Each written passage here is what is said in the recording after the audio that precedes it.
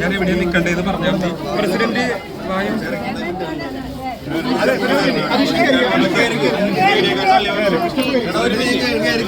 Protocol അനുസരിച്ച് നിൽക്കൂ.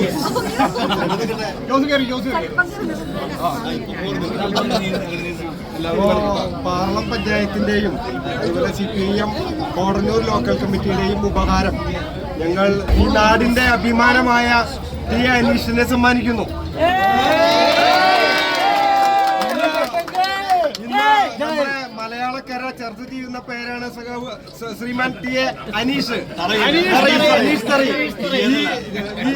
അനീഷ് തറയില് കോടന്നൂർ ഗ്രാമത്തിന്റെയും പാർലം പഞ്ചായത്തിന്റെയും വികാരമാണ്, അഭിമാനമാണ്.